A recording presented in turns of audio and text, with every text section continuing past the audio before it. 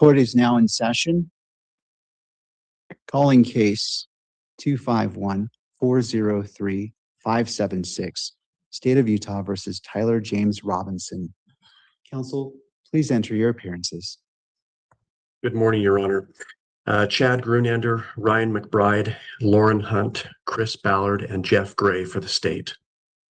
Good morning. Good morning, Your Honor. Kathy Nestor, Richard Novak, Michael Burt, and Stacy Visser for Mr. Robinson. And if we could please confirm that he could hear us. Mr. Robinson, are you with us? They're muted. Let's go ahead and unmute them. Mr. Robinson, are you with us? Yes, Your Honor. All right. Good morning, Mr. Robinson. All right. Counsel for the state, and good morning to defense as well. Counsel for the state, I know it's only been a few days, but is there a brief status update regarding discovery? Yes, Judge. Since Monday, we have received one additional file from the SBI, which has been provided to the defense. So we sit at approximately 100%. As far as what we've received, we have provided to the defense. Thank you. Turning to defendant's motion for an order to show cause for contempt of court and state's objection to defendant's request to remove the death penalty. The court will read the ruling, but omit reading the citations, which will be included in the written ruling, which will be uploaded to the docket later today. The court will begin reading its order.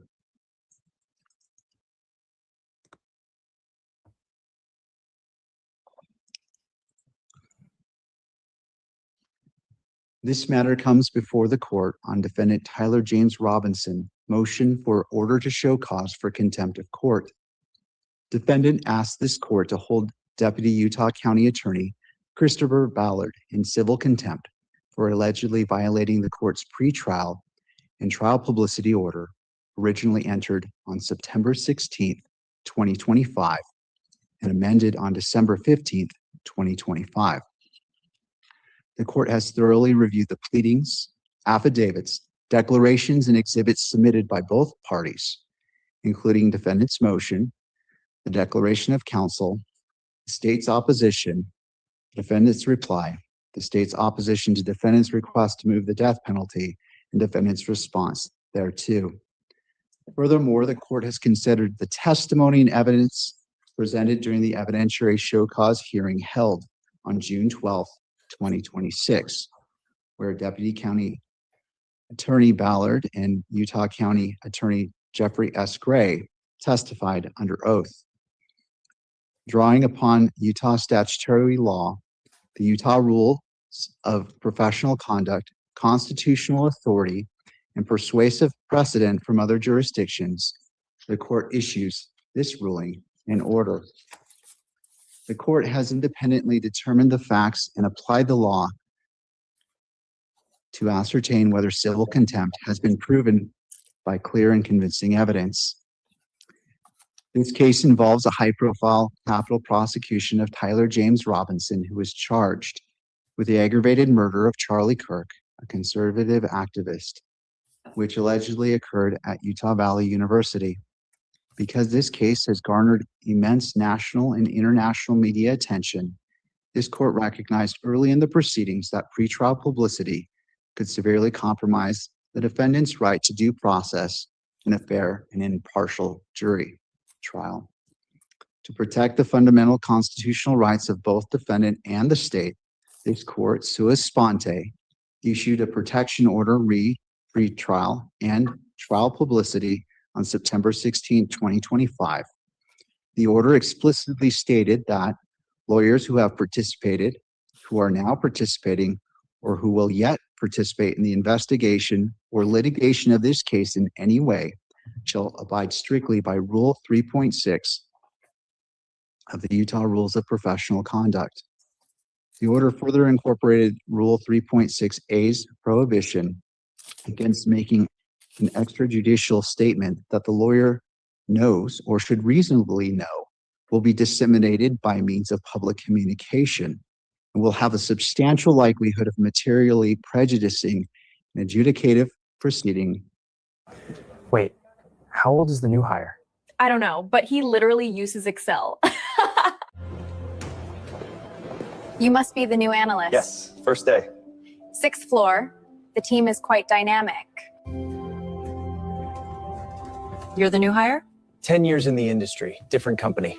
Which tools do you use? Excel, PowerPoint, the usual. Right. Welcome. Anderson analysis. Full deck, client ready by Friday. Michael, what's your approach to client analysis? I start with the data, build the model, cross-reference. In the matter. Following a motion by the state for clarification regarding the term witness, the court issued an amended order on December 15th, 2025, clarifying the scope of the attorney's duties to instruct their respective teams. The present controversy emerged following a public filing by the defense on March 27th, 2026. Defendant filed a motion to vacate or continue the preliminary hearing. In that motion, defense counsel characterized a forensic summary report from the Bureau of Alcohol, Tobacco, Firearms, and Explosives, ATF, by stating that the ATF was unable to identify the bullet recovered at the autopsy to the rifle allegedly tied to Mr. Robinson. The actual ATF report concluded that the bullet jacket fragment could not be identified or excluded as having been fired from Exhibit 1 rifle, and that the results of the comparison was inconclusive.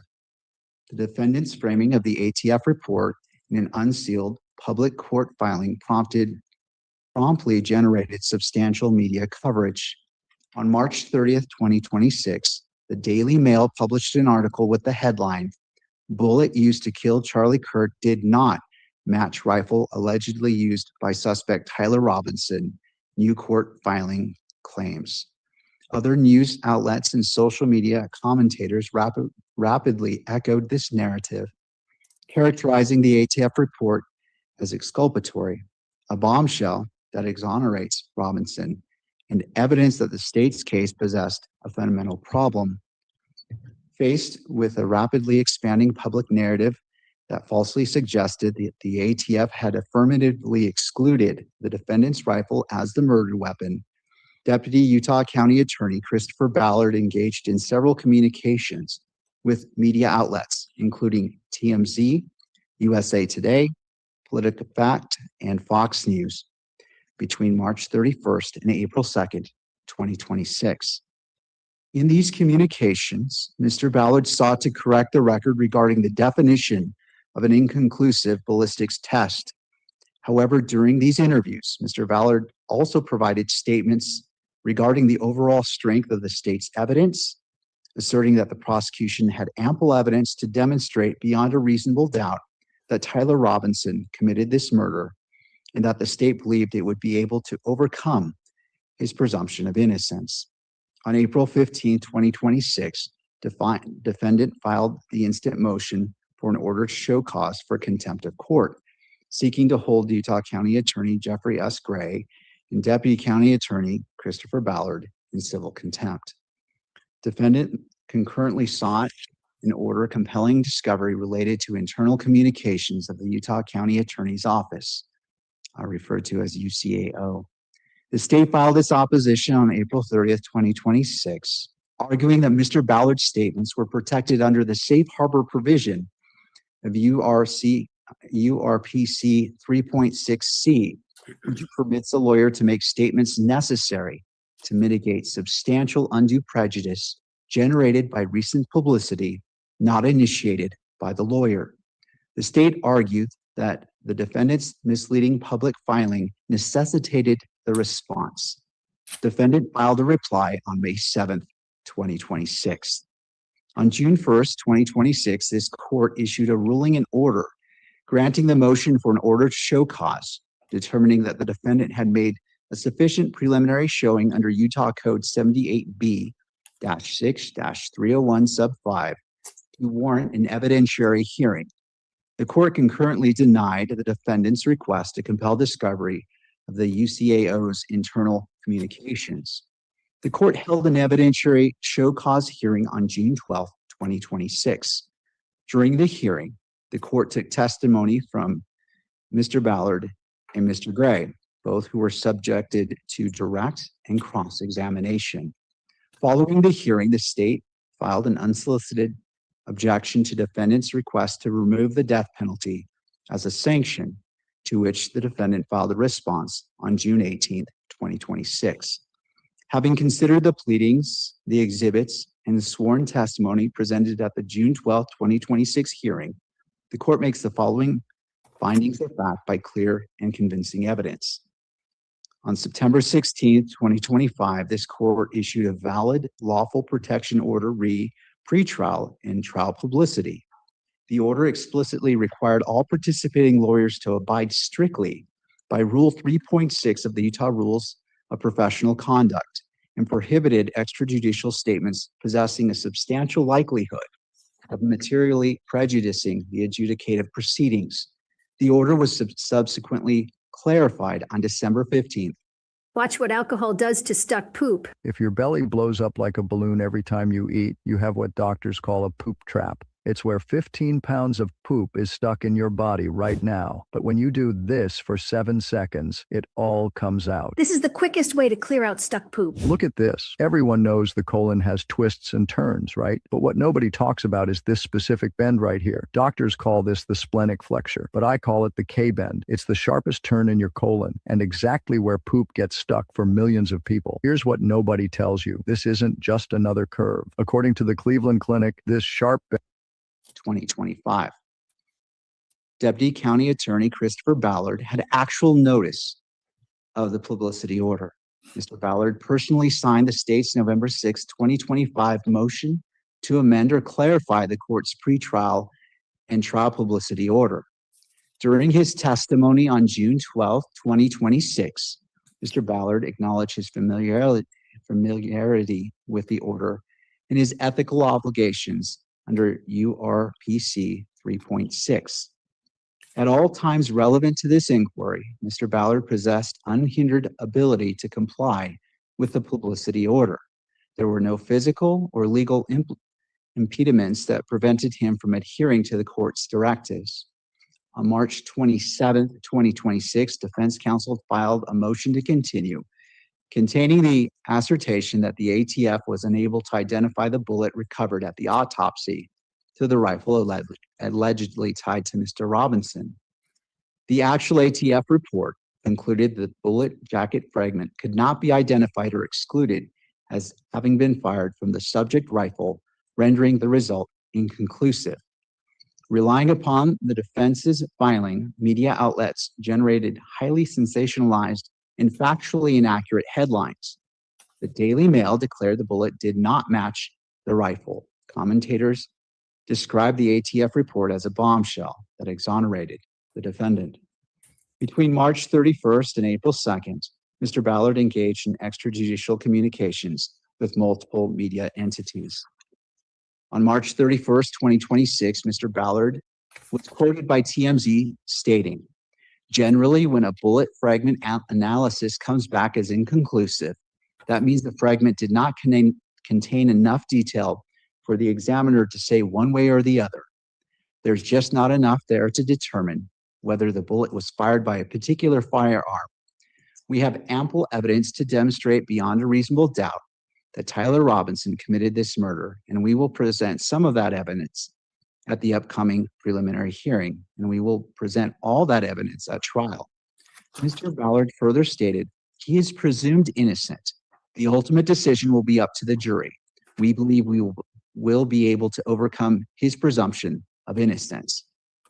On March 31st and April 2nd, 2026, Mr. Ballard provided statements to USA Today and Politica Fact, strictly limiting his commentary to the mechanical and forensic definition of an inconclusive ballistics test, noting that ethical rules prohibit him from speaking publicly about forensic testing and the test results, but clarifying that inconclusive means only that the fragment did not contain enough detail for the examiner to determine whether the characteristics on the fragment were consistent with having been fired by a particular firearm. Having observed the demeanor and testimony of Mr. Ballard during the evidentiary hearing, the court finds that Mr. Ballard testified credibly regarding his subjective intent. The court finds that Mr. Ballard did not engage with the media out of a malicious desire to flout this court's authority or to intentionally taint the jury pool. Mr. Ballard testified that he believed his statements were necessary to respond to public reporting concerning the ATF report. In Utah, contempt proceedings are governed simultaneously by common law principles and the statutory framework outlined in Utah Code 78B-6-301. Section 78B-6-301 sub 5 expressly dictates that disobedience of any lawful judgment, order, or process of the court constitutes a contempt of the authority of the court. To hold a party in civil contempt for violating a court order, the moving party must prove 3 common law elements by clear and convincing evidence.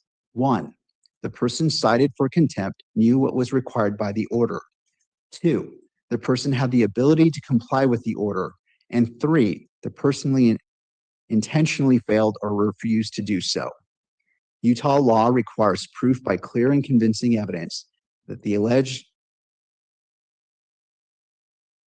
contemptor knew of the order, possessed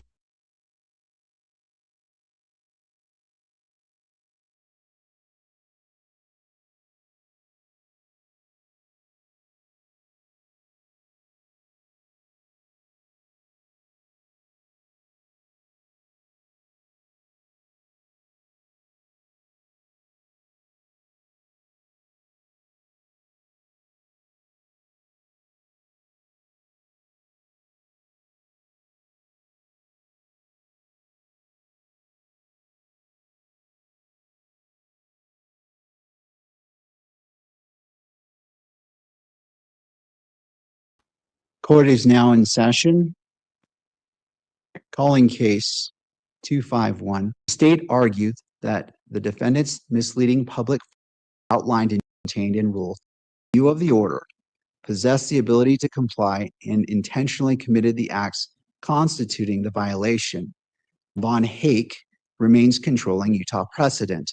Because the court concludes those elements are satisfied under existing Utah law, it is unnecessary to determine whether the objective good faith standard discussed in Taggart v. Lorenzen would independently alter Utah civil contempt jurisprudence. Even assuming Taggart provides persuasive guidance, the result would be the same because the challenge statements exceeded the objective limitations contained in Rule 3.6c. Contempt is categorized as either direct or indirect based on where the conduct occurred. Direct contempt occurs in the immediate presence of the court and may be punished summarily. Utah Code 78B-6-302 sub 1. Indirect or constructive contempt occurs outside the presence of the court and triggers robust due process protections. Because Mr. Ballard's extrajudicial statements occurred outside the immediate view and the presence of the court, this constitutes an allegation of indirect contempt. Due process for indirect civil contempt requires notice, an opportunity to be heard, and presentation of the charges via an affidavit or sworn statement detailing the facts constituting the contempt. The court must issue an order to show cause and hold an evidentiary hearing where the accused may present and answer and examine witnesses. Here, the court finds that all procedural due process requirements have been satisfied. Defendant submitted an affidavit of counsel. The court issued an order to show cause, and the court convened a full evidentiary hearing on June 12, 2026, at which the accused testified and presented argument. A critical distinction must be drawn between civil and criminal contempt, as the classification dictates the available sanctions. As the Utah Supreme Court articulated in Von Hake, the distinguishing factor is whether the sanction is conditional or fixed. A contempt order is criminal if the punishment is fixed, unconditional, and purely punitive, designed to vindicate the authority of the court. Conversely, a contempt order is civil if the sanction is remedial, designed to either compensate the aggrieved party for injuries resulting from the noncompliance or to coerce further compliance through a conditional penalty. Because the defendant brought this motion seeking remedial sanctions to cure alleged prejudice to his fair trial rights, the court evaluates this strictly as a civil contempt proceeding. This court's publicity order expressly incorporated Rule 3.6 of the Utah Rules of Professional Conduct. Rule 3.6 reflects the constitutional accommodations recognized in Gentile versus State Bar of Nevada, under which an attorney participating in pending litigation may be subject to narrowly tailored speech restrictions when necessary to protect the integrity of an adjudicated proceeding. This rule therefore protects both the attorney's First Amendment interests and the criminal defendant's Sixth Amendment right to trial before an impartial jury. Neither constitutional interest is absolute. Each must be reconciled through a careful application of the rule's objective standards. Rule 3.6a sets forth a general prohibition. A lawyer shall not make an extrajudicial statement that they know or reasonably should know will be disseminated publicly and will have a substantial likelihood of materially prejudicing an adjudicative proceeding. Comment to Rule 3.6 explicitly enumerates subjects that are more likely than not to have a material prejudicial effect, particularly in a criminal proceeding. These prohibited subjects include the performance or results of any examination or test or the nature of physical evidence, any opinion as to the guilt or innocence of a defendant, the fact that the defendant has been charged unless accompanied by a statement explaining that the charge is merely an accusation and the defendant is presumed innocent. However, the rule contains critical exceptions. Rule 3.6b permits the lawyer to state information contained in a public record without elaboration. Furthermore, Rule 3.6c provides a safe harbor or right of a reply. A lawyer may make a statement that a reasonable lawyer would believe is required to protect a client from substantial undue prejudicial effect of recent publicity not initiated by the lawyer or the lawyer's client. Crucially, any response under 3.6c shall be limited to such information as is necessary to mitigate the recent adverse publicity. The Utah Supreme Court recently addressed the ethical boundaries of prosecutorial speech in a capital case in the matter of the discipline of David O. Levitt. In Levitt, a county attorney held a press conference announcing his decision to seek the death penalty and stated that the state's key witness was credible based on a lot of evidence that the jury will never hear, and that he possessed evidence strengthening his belief that the defendant committed the murders. The Utah Supreme Court held that a prosecutor's opinion of guilt is particularly likely to create prejudice, given that his or her words carry the authority of the government and are especially persuasive in the public's eye. The court disciplined the prosecutor, recognizing while transparency is a legitimate objective, prosecutors possess a heightened ethical duty to ensure that justice is done, which includes respecting the constitutional rights of the accused, like the presumption of innocence. Civil contempt is an extraordinary remedy. Because contempt implicates both judicial authority and competing constitutional interests, the court defines its decision to narrow conduct presented by this record. This court possesses the inherent authority to regulate the conduct of attorneys appearing before it and the statutory authority to punish disobedience of its lawful order under Utah Code 78B-6-301. As noted by the Utah Supreme Court, courts must maintain and protect the integrity and dignity of the profession. A judge presiding over a high-profile capital case bears an affirmative constitutional duty under the 6th and 14th Amendments to take preventative measures against prejudicial pretrial publicity that could taint the jury pool. The enforcement of the September 16, 2025 publicity order is squarely within this court's jurisdiction and within the court's inherent and statutory authority. To hold a party in contempt, the order violated must be clear and unambiguous. The court finds that the publicity order was exceptionally clear. It did not rely on vague prohibitions. Instead, it explicitly incorporated the exact text and framework of Rule 3.6 of the Utah Rules of Professional Conduct. It directed the attorneys to abide strictly by its parameters. The incorporation of standard, universally understood rules of professional ethics renders this order unambiguous. The court finds that Deputy County Attorney Ballard had actual notice and knowledge of the order. The record reflects that Mr. Ballard signed a motion seeking to clarify the order in November 2025. He never contested his awareness of the order or his obligations under Rule 3.6 during the evidentiary hearing. The first element of civil contempt, knowledge of the order, is established beyond doubt. Defendant alleged Mr. Ballard's statements to the press between March 31st and April 2nd constitute multiple distinct violations of the publicity order. The court analyzes these statements by categorizing them in two distinct thematic areas. First, statements clarifying the ATF ballistics report, and second, statements regarding the overall strength of the state's case and presumption of innocence. Allegation 1, statements clarifying the ATF ballistics report. The conduct.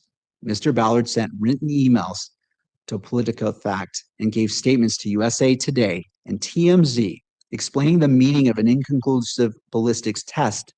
Specifically, he stated when the results of a bullet fragment analysis come back as inconclusive, that does not mean that the rifle did not fire the bullet.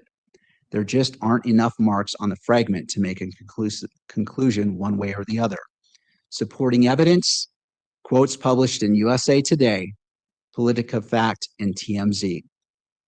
Contrary evidence and defenses. The state argues these statements were expressly permitted by Rule 3.6c as necessary to protect the state from substantial undue prejudicial effect of recent publicity that the prosecution did not initiate. The defense initiated the media frenzy by stating in a public filing that the ATF was unable to identify the bullet to the rifle. The media twisted this phrase to mean the bullet did not match. Factual and credibility findings. The court finds that the defense's characterization in its March 27th motion to continue was technically accurate, but highly prone to misinterpretation. By framing the results as unable to identify, the defense neglected to include the ATF's concurrent finding that the bullet also could not be excluded. The media seized on this omission, generating headlines that materially overstated the forensic conclusions, stating the bullet did not match the rifle. The court finds Mr. Ballard testified credibly that he viewed this media narrative as highly prejudicial to the state. Legal analysis. Rule 3.6c permits a lawyer to make a statement that a reasonable lawyer would believe is required to protect a client from substantial undue prejudicial effect of recent publicity not initiated by the lawyer. A false media narrative asserting that the murder weapon has been definitively forensically excluded constitutes substantial undue prejudice to the prosecution. Mr. Ballard's statements explaining the forensic mechanical definition of an inconclusive test were narrowly tailored to mitigate this specific prejudice. While Comment 5 generally prohibits discussing the results of the test, the safe harbor of Rule 3.6c authorizes otherwise restrictive, responsive statements only to the extent reasonably necessary to mitigate the recent prejudicial publicity. Conclusions on Allegation 1. The court finds Mr. Ballard's statements clarifying that the ATF's inconclusive findings were protected by the safe harbor provision of URPC 3.6c. These statements do not constitute a violation of the publicity order.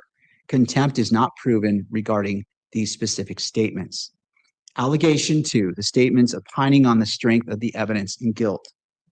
The conduct. Beyond merely correcting the ballistics record, Mr. Ballard provided the following statement to TMZ. We have ample evidence to demonstrate beyond a reasonable doubt that Tyler Robinson committed this murder, and we will present some of that evidence at the upcoming preliminary hearing. And then we will present all of that evidence at the trial.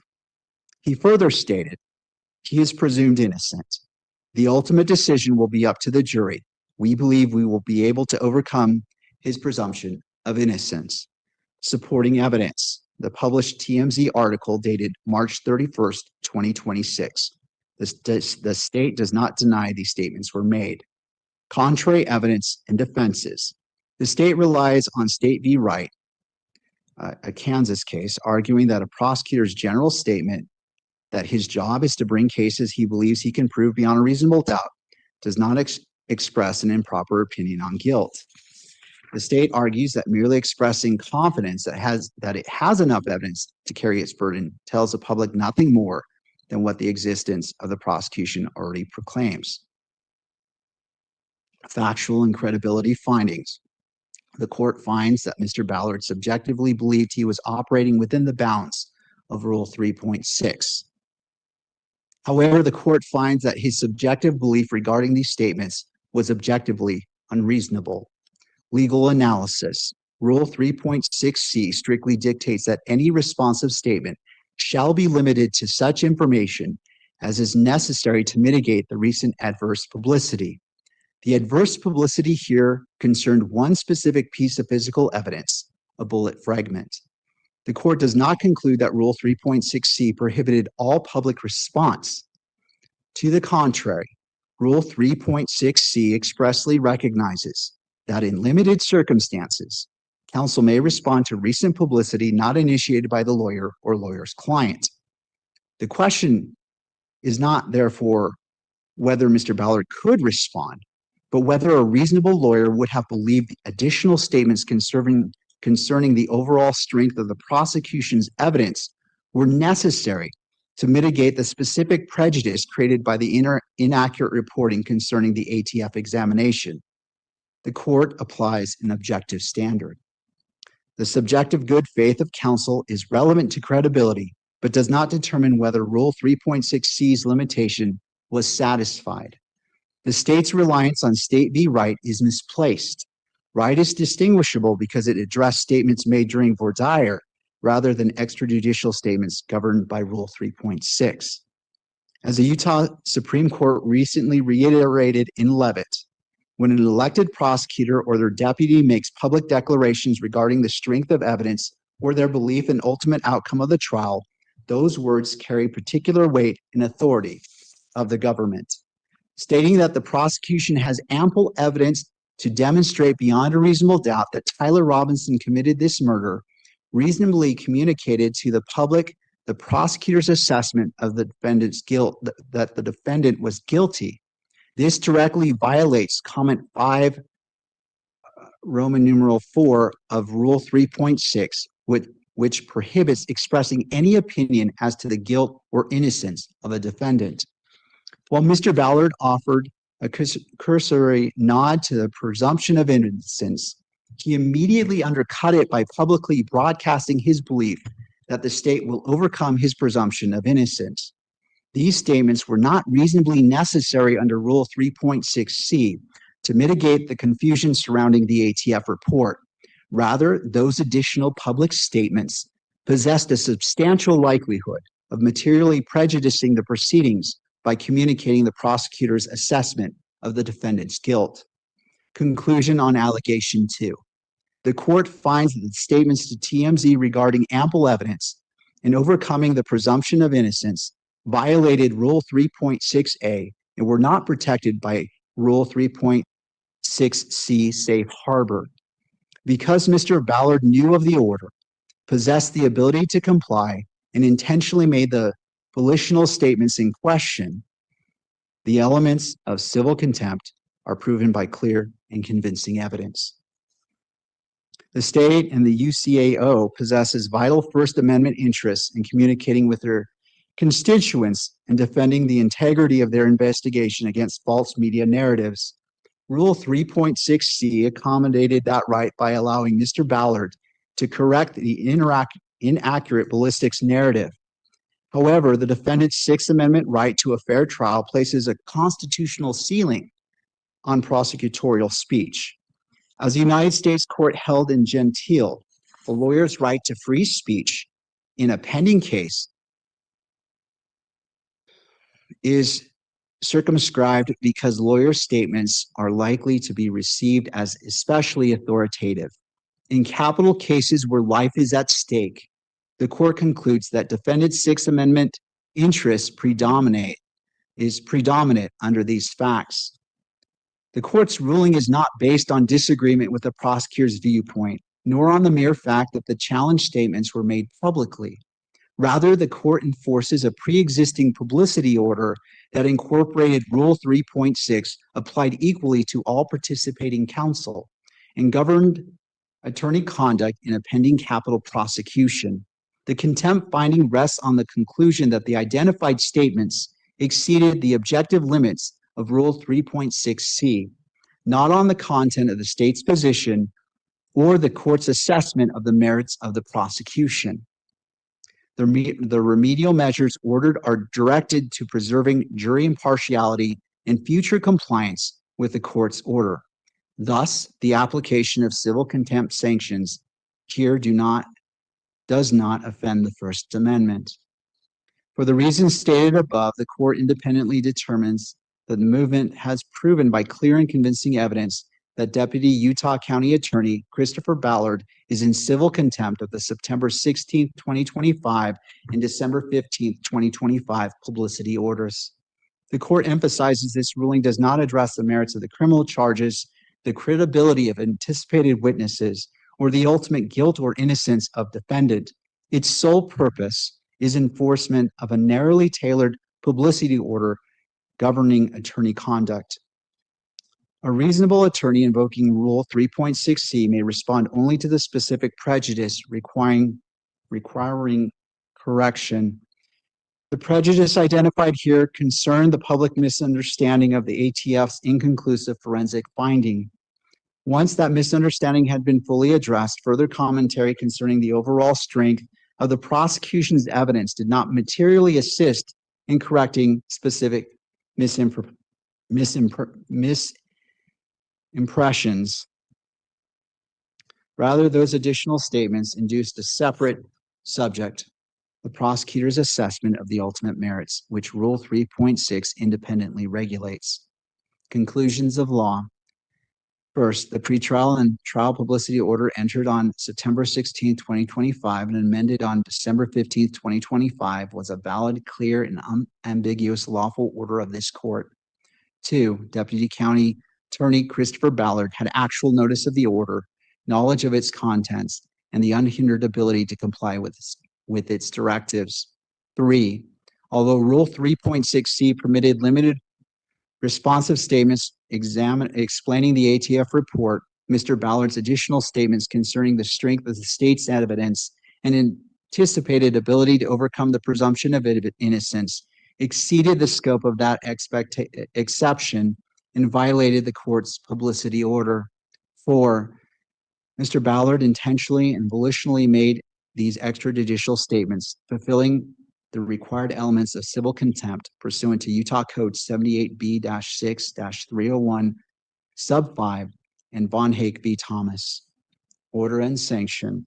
Having found Mr. Ballard in civil contempt, the court turns to the imposition of sanctions.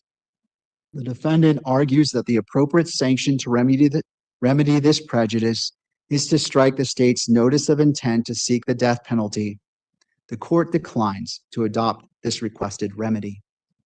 As the state correctly argues in its objection, striking a capital enhancement or reducing the charge is not a remedial civil sanction. It is a fixed, absolute, and purely punitive sanction.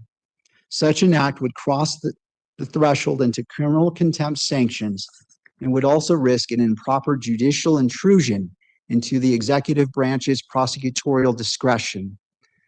Civil contempt sanctions must be remedial, tailored to cure the prejudice caused by the violation, or designed to coerce future compliance. The court finds that striking the death penalty is grossly disproportionate to the misconduct and legally unavailable in this civil contempt framework. Before imposing sanctions, the court considered whether a mere finding of violations without remedial measures would adequately protect the integrity of future proceedings. The court concludes it would not. At the same time, the court rejects punitive sanctions that would intrude upon prosecutorial charging authority or materially alter the underlying criminal proceedings. The selected remedy addresses only the potential effects of the publicity on jury selection and future compliance with the court's order. Accordingly, the court concludes that relief ordered constitutes the least intrusive means reasonably necessary to remedy the identified prejudice. However, the violation requires a meaningful remedy to compensate the aggrieved party and protect the integrity of the impending trial. The court draws guidance from the remedies deployed by the district court in Leavitt to cure jury pool taint. Therefore, it is hereby ordered. Defendant's motion for an order to show cause for contempt of court is granted insofar as the court finds Deputy County Attorney Christopher Ballard in civil contempt.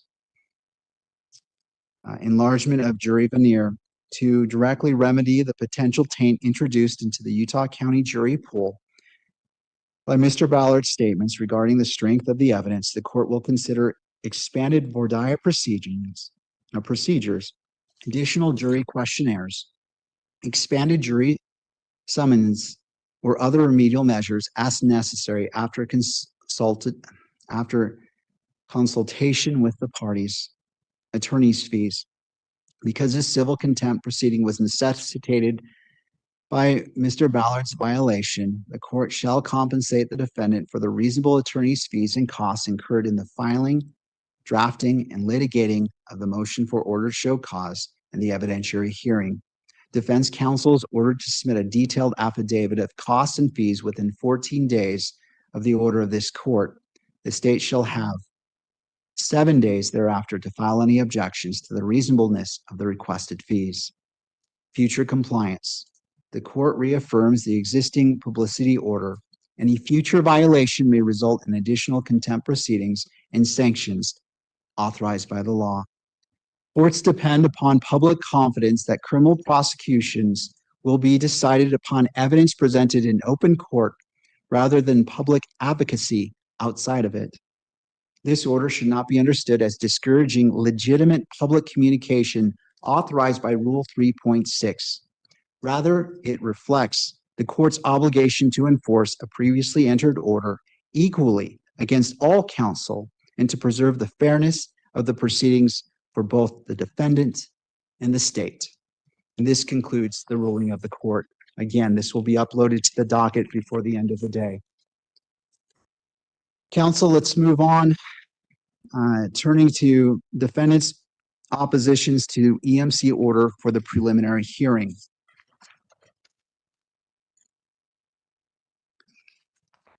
The court will issue a written ruling by midweek next week. The court recognizes that both parties are actively preparing for the preliminary hearing scheduled to begin on July 6th. Given the time and attention required for that preparation, the court does not believe an oral ruling on the motion is necessary. The written ruling will be uploaded to the docket and parties will receive notice once the court has issued its decision. Turning to the upcoming preliminary hearing. The court is mindful of the safety and well-being of all parties, counsel, witnesses, court staff, and members of the public who may be present. The court is also mindful of the duty to protect and uphold the constitutional rights of both Mr. Robinson and Ms. Kirk. To serve those important interests, the court reminds all persons who will be in attendance that portable electronic devices will not be permitted in the courtroom or on the fourth floor. Portable electronic devices include any device that can record or transmit data, images, or sounds, or access the internet, including a pager, laptop, notebook, personal computer, handheld PC, PDA, audio or video recorder, wireless device, cellular telephone, electronic glasses, or an electronic calendar. This prohibition does not apply to legal counsel and support staff for the defense or the state in this matter, or the equipment permitted under any controlling electronic media coverage order. In addition, every person who will be in attendance will be afforded the dignity and respect due to them and pursuant to the September 24th, 2025 standing decorum order. All spectators shall be quiet. civil, and orderly.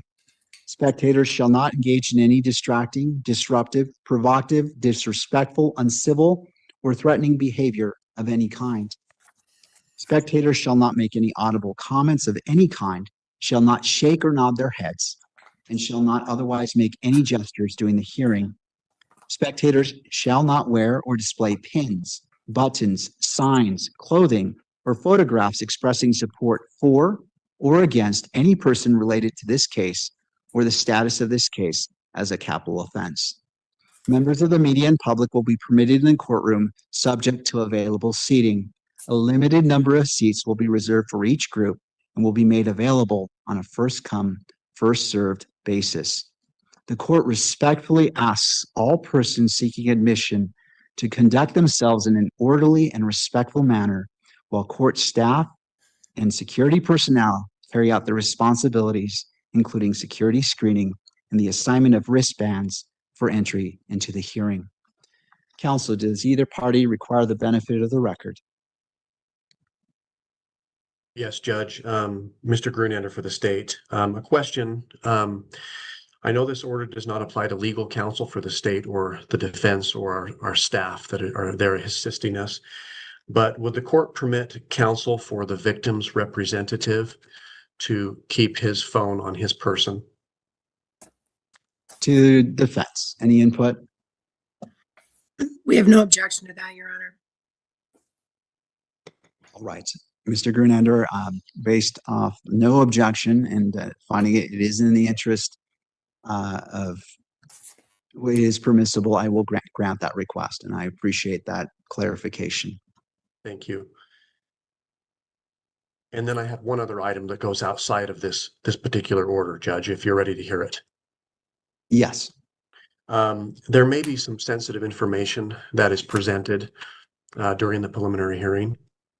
And the state would like to be able to alert the court before that happens to allow for members of the victim's family to exit the courtroom prior to it being presented in the court. We anticipate turning the monitors away from the gallery, but there will be some audio that could be sensitive nonetheless.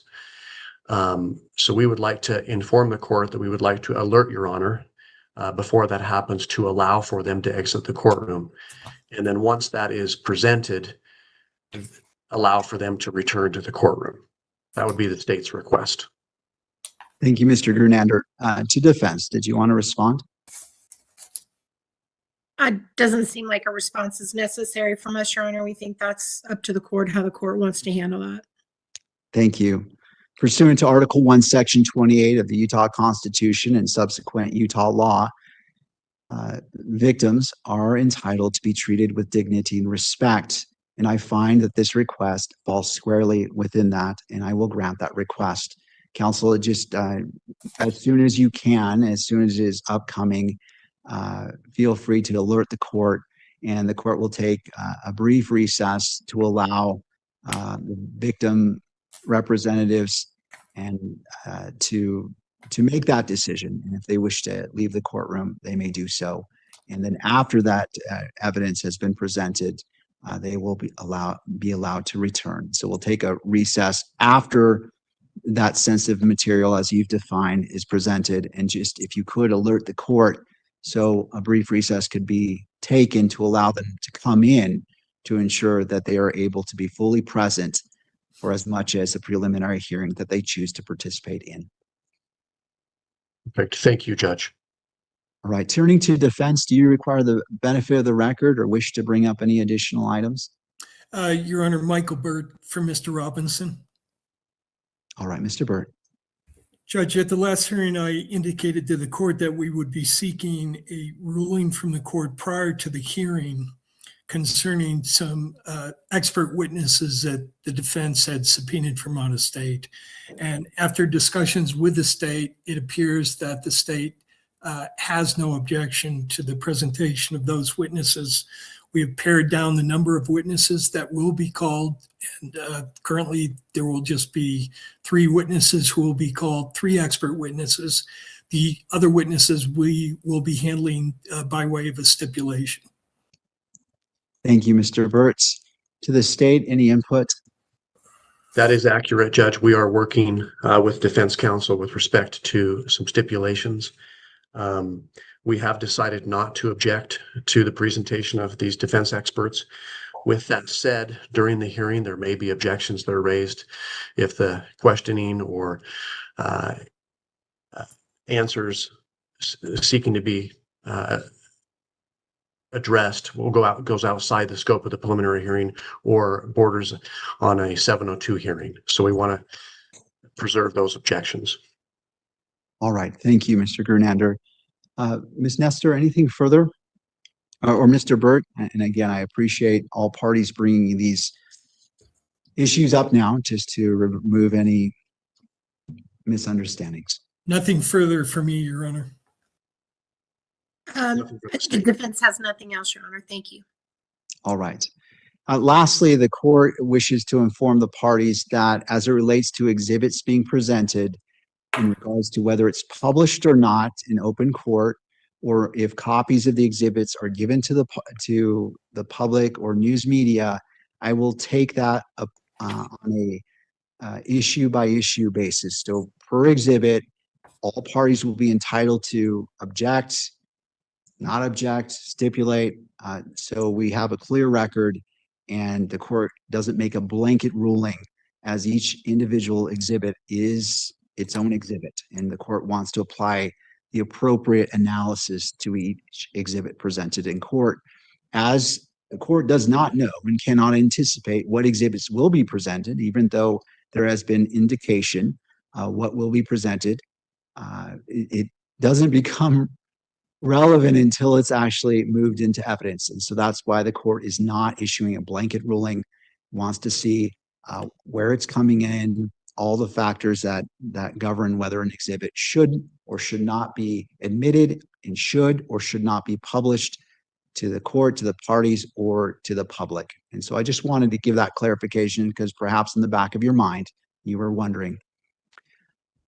All right, counsel, I also wish to remind you the purpose of the preliminary hearing and the standard, and I offer that simply as a reminder as you're presenting your evidence. That is a standard that the court is holding to, and just wanted to provide that for guidance to all parties.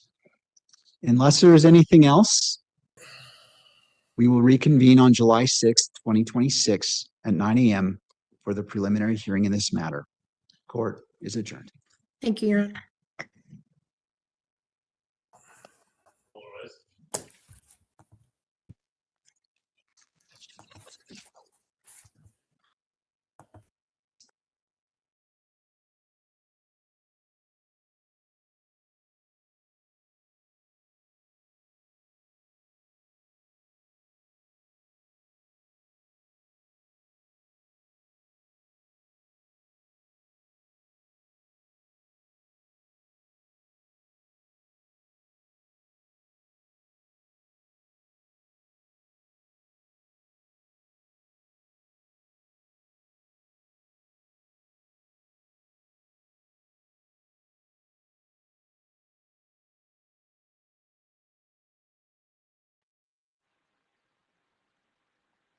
Alrighty, so I believe it's your salute to everybody in the building if you're still watching. It's your boy Marky Dan, the historian.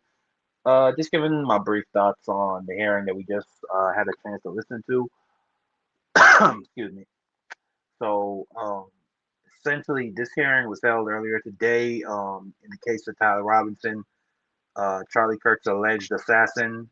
Charlie Kirk, obviously the conservative activist, Turning Point USA founder, who was murdered late last year, I believe at Utah State University on the campus while he was holding a speaking event. He was killed allegedly by a sniper. So essentially, for the past couple of months, Tyler Robinson and his counsel have been employing a tactic of stalling out, doing their best to try and eliminate the prosecution so that it would take time to find another prosecutor outside of the county where it took place. Earlier this year, They tried to eliminate the current prosecutor because there was a bit of a conflict of interest, being that his child, the lead prosecutor's child, was actually present at the time of the Charlie Kirk shooting at the university. And they were making the argument essentially that, that's an emotional and traumatic thing for a child. And obviously that would affect any parent knowing that their child was that close to a shooting event. That was quashed. They've now come with a new argument, which, at least if you were listening, it was partially successful in the fact that the prosecutors, the deputy prosecutor, excuse me, for that county's office was held in civil contempt for essentially giving their own verdict concerning a piece of evidence that was released to the public. It was concerning an ATF analysis of the bullet jacket, of the bullet casing, and that was fired upon Charlie Kirk that ultimately ended his life. And the ATF came out with an assessment saying they could not conclusively trace that bullet casing back to Tyler Robinson's rifle. Now, obviously, that doesn't necessarily exclude Tyler Robinson, but one could argue it might throw some level of reasonable doubt on whether the gun that unalived Charlie Kirk was Tyler Robinson's rifle. The prosecution then got a little bit ahead of their skis. They went to the media and they intimated that point that it doesn't necessarily rule him out of having of that gun having, like, even though it can be conclusively said that that was the gun that unalived Charlie Kirk, it cannot necessarily be ruled out that it wasn't the gun that ruled Charlie Kirk. The part that got the prosecution in trouble is that he then gave his own assessment and verdict saying that regardless of that piece of evidence, they believe that they will be able to triumph over Tyler Robinson's presumption of innocence, which is a very big no-no in any jurisprudence, but especially in the case of Utah. The judge gave his whole spiel. The judge went through and through talking about all the different code. This judge, by the way, I have to give a big shout out to this judge. This judge is very well detailed. This judge has been very, I'll say, fair in terms of how he's dealing with both sides in listening to and in preserving Tyler Robinson's constitutional rights. Now, obviously, on the other side of that, you have Erica Kirk, Charlie Kirk's widow. In the state of Utah, there is a law which, if invoked, which essentially gives the widow of somebody that was unalived the right to demand a speedy trial. And right now, Tyler Robinson's defense attorneys are putting on a masterclass of stalling for time. Now, it's not known yet. They haven't gotten to the part yet whether it will actually go to trial or whether Tyler Robinson will plead not guilty. Well, he's already pleaded not guilty, but he could obviously change that later on, and we'll see what happens in those cases. I think Tyler Robinson is cooked either which way you look at it. I believe that there was evidence found on a screwdriver on the roof that matched Tyler Robinson's DNA. There was also, the text message exchanges between Tyler Robinson and his trans girlfriend, which, I wonder how the defense is going to explain that away, or if they're going to be able to explain it away. Because he essentially admitted that he did something pretty heinous in those text messages, and essentially admitted that, or rather, the trans girlfriend asked him if what happened to Charlie Kirk was him, and I think he said yes. So I don't know if they're gonna try to, explain it away that, well, he just felt like his hatred in his heart towards Charlie Kirk, and maybe he was posting different things which might have led to Charlie Kirk's death, but he doesn't literally mean he did it. Then you also have, his father, who I haven't done any research, but I wonder if there's a law that would preclude, parents from testifying against their own children at trial. At trial. We'll see what happens with that. But his own father essentially intimated that, well, let me not get ahead of my skis. I believe Charlie Kirk's parents said that he admitted to them that that he unalived Charlie Kirk. So, you got the DNA evidence that he was in fact on the roof. You do have some video evidence that shows a person that kind of looks like Tyler Robinson. That'll be up to the jury's determination if they think that person that was on video that day at Utah State University, I think it was Utah Valley University. I'm not sure, but whoever was at the university that day, that'll be up to the jury to determine if that evidence, if that person in that video looks like Tyler Robinson. So you have the DNA, you have the video, which could prove that Tyler Robinson was there that day. Then you have statements from witnesses on top of text messages, which appear to show Tyler Robinson admitting that he did it. So that might be enough to prove, that he did unalive Charlie Kirk beyond reasonable doubt. We'll certainly see what happens. I'm not rooting for or against Tyler Robinson. Because just to be honest with you, I don't know. You know what I'm saying? I was not there.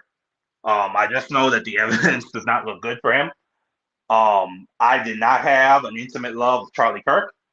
I think that he was a racist. I think that he was a bigot against people of the Muslim faith and different faiths in general that weren't Jews or Christians. That being said, I did not want to see him unalive. I think that it did more damage to unalive him than to have him alive, because Charlie Kirk was a terrible debater. Shout out to him for stepping out there and wanting to debate, but this dude used to get rolled by college students and teenagers every goddamn event he could. And all he could do was just come back with these racist or weird talking points. Like literally, when they were talking about mass shootings, which are predominantly perpetrated by white people, he then came back with some little quip about, excluding gang shootings, and then bow, got unalived by a white shooter, allegedly. So I didn't have any intimate love for Charlie Kirk, but again, he was a man with children. I don't believe that those children deserve to see their father get blown away and unalive. So we'll see what happens in this case. It is going to be very interesting to see how the Charlie Kirk defense team provides a reasonable doubt defense for him. But anyway, I just wanted to come on and show this hearing. Maybe anybody was interested. Maybe, people don't really care. Well, it's all up to the people. But I'm interested. We then have Luigi Mangioni's state trial for unaliving the United Healthcare's CEO. I believe that's taking place in August or September. So I'm also going to be following that. So please stay tuned. It's your boy Marky Dan, the historian, and I'll catch y'all on the next one. Peace.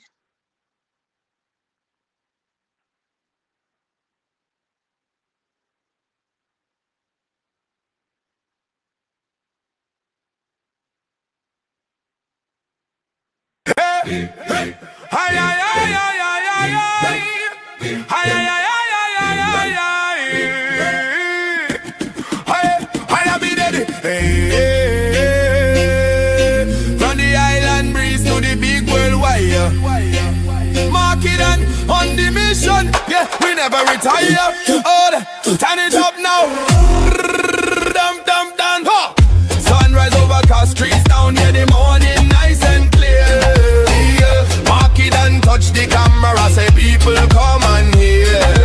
Yeah. On the YouTube channel streaming truth straight through the flame. No fancy bossy talk, just real talk. Calling out the game, me say look how the system does press down on the poor. But we go stand up strong, we go open every door. From the fish market corner to the sell out and free market. And a vice for the people that easy legacy. Market on, fire in the wire. Light it up, let it go higher. Rhythm pump like the heartbeat. Truth burn like fire from St. Lucia to the Virgin Isles Sea. Market on, standing up for you and me. We no bow, we no break, we no bend, we no hide. We fight for the people with the truth as we guide. Yeah, we sing it loud, let the whole world see. Freedom for the voice, it that what ba ba ba ba ba.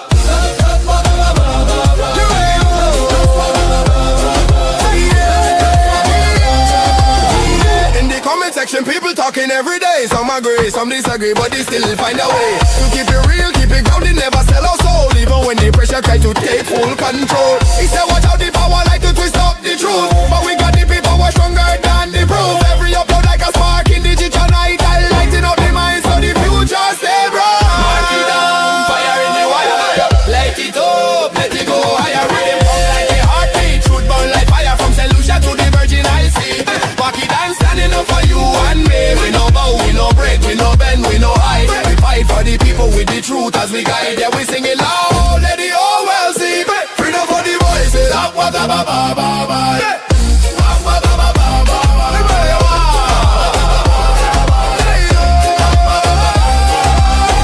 Hands up now, let the rhythm roll. Feel the bass line deep in your soul. We come together, north, south, east, west. Only unity go past the test. Mark it on, fire in the wire. Light it up, let it go higher. Right the heartbeat, truth burn like fire.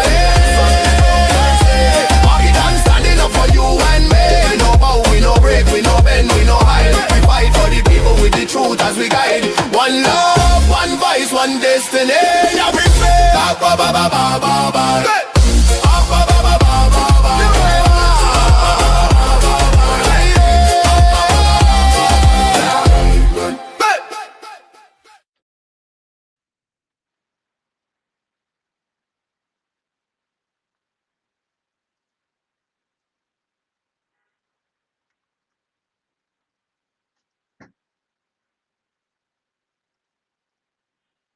Hey, hey, hey, hey, hey.